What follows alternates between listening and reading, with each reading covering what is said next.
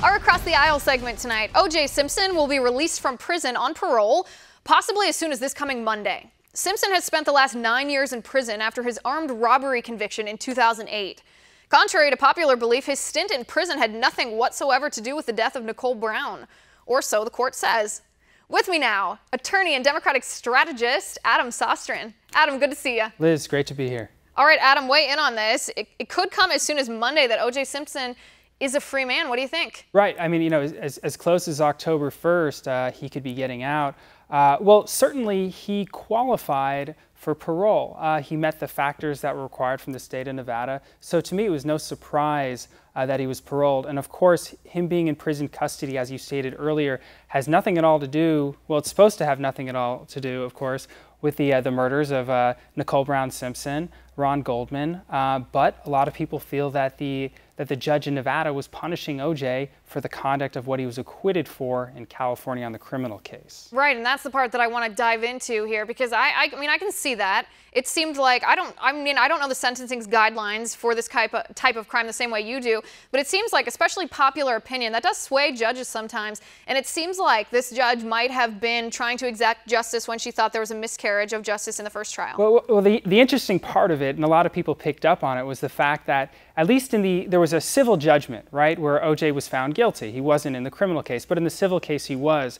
And then the award in that case, total including compensatory and punitive damages, was $33.5 million.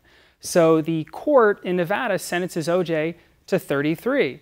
33, you know, but of course he's eligible for parole after 9 years. So people believe that 33 number had something to do with getting justice for the families for what occurred, for what he was acquitted for in the 1990, you know, trial of the century. Right, that number certainly is a coincidence there. Well, how do you tell? How do you prove that this judge wasn't sentencing O.J. Simpson for something that had already been tried, that she was only looking at the elements of this armed robbery, that she wasn't considering at all the fact that I think the majority of Americans think that he did kill Nicole? Well, people certainly thought that with respect to the sentencing in this case, that he'd get a tenth of what he should have received had it been anybody else. So, of course, that's why people believe that it has something to do with the trial of the century. And going back to the trial of the century, I mean, this is such a big story, Liz, because it sort of changed the way the world and the way America views America.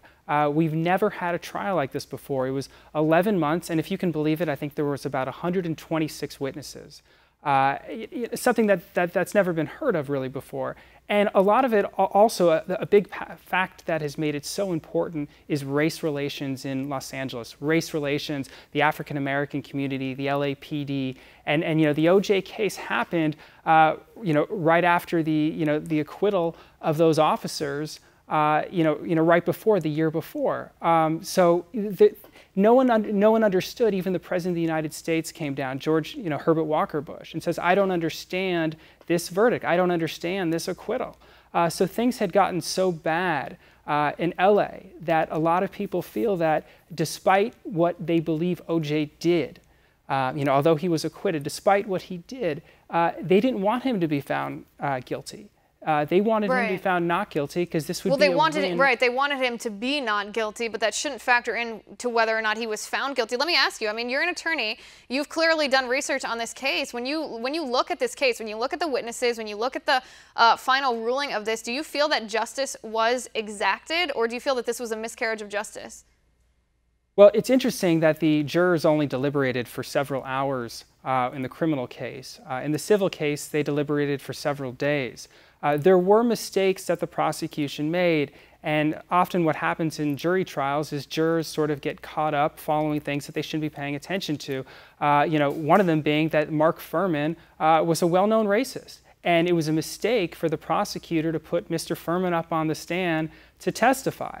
You know, you had mainly an African-American jury panel, and then you have a racist detective who's testifying.